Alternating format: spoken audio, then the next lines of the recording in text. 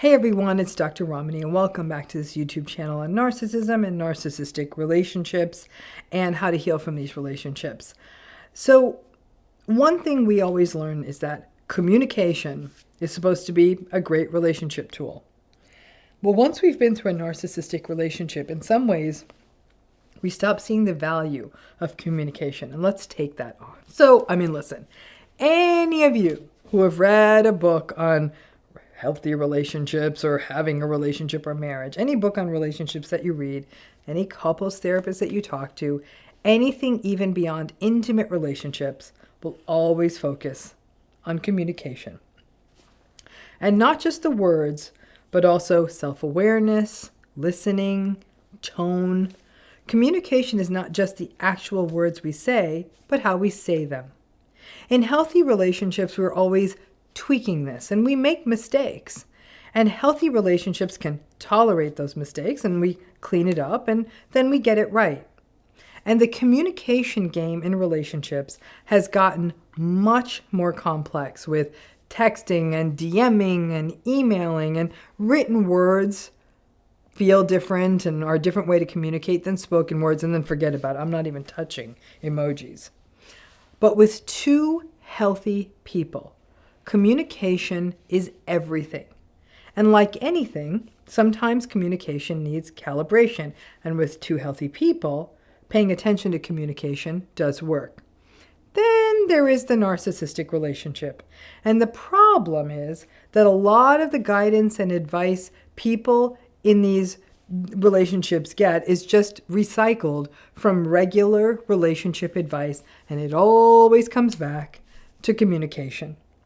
And many times, you as the person who may keep trying to make it better and can't, you may actually be the one who is told to keep communicating, and maybe you're the problem, and the problem is that you're not communicating well enough, right? Because we always bring it down to communication. All of us pick up a lot of bad habits in every narcissistic relationship we've ever been in. And most of these bad habits, or many of these bad habits, are bad communication habits. We learn not to share. We learn not to share our feelings.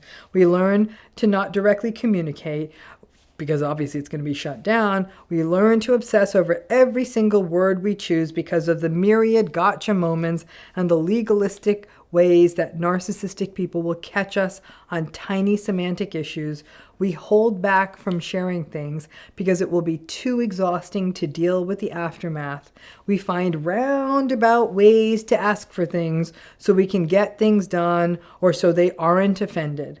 We also have to turn ourselves off from listening to everything, or we would end up walking around devastated all the time. And we have to learn to sort through their word salad for the bits and pieces that we need to get an answer to a question.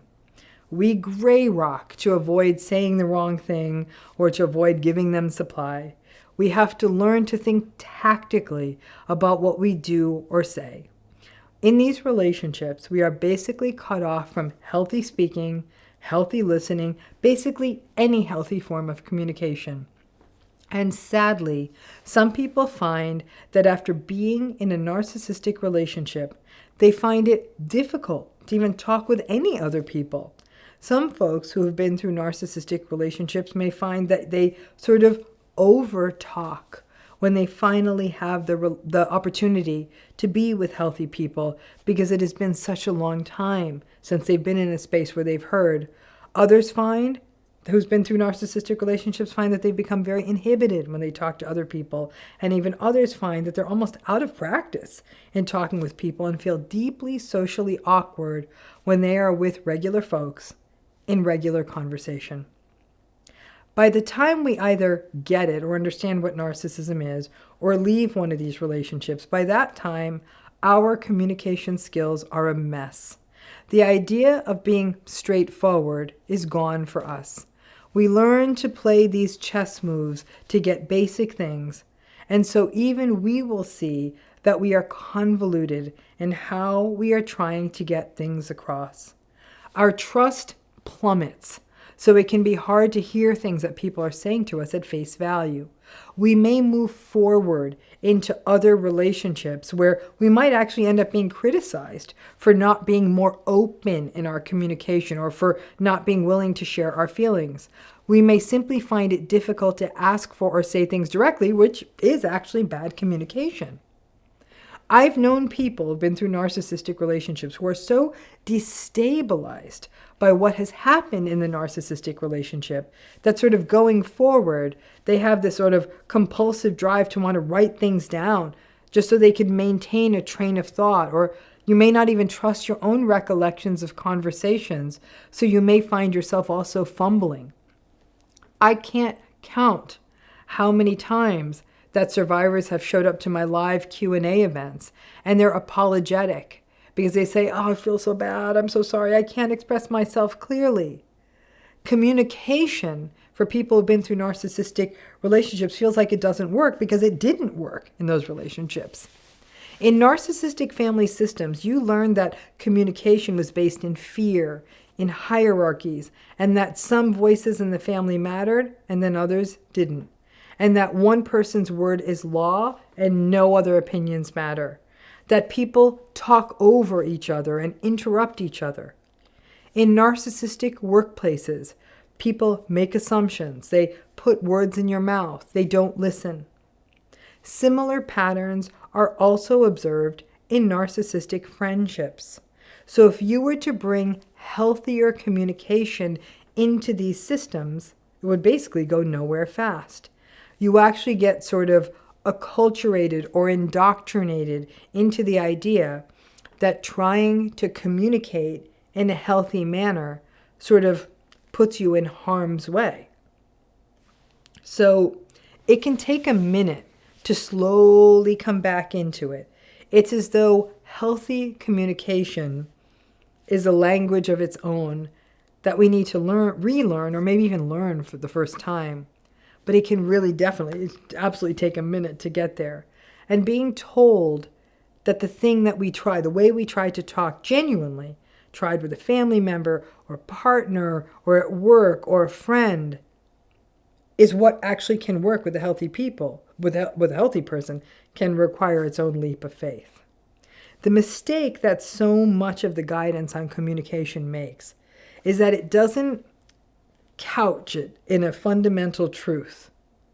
Communication only works with two healthy, self-aware, well-regulated, non-antagonistic people. That's it. Otherwise, it's worthless, like having just one shoe when you need two.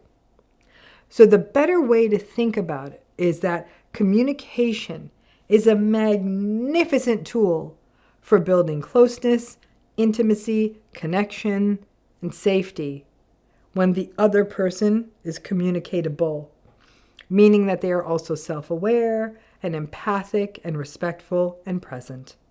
And in the absence of that, it's just one more piece of advice that shames people in these relationships.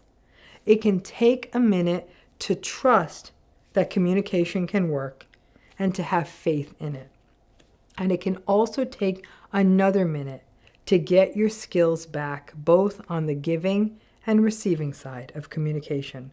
When communication works, it works.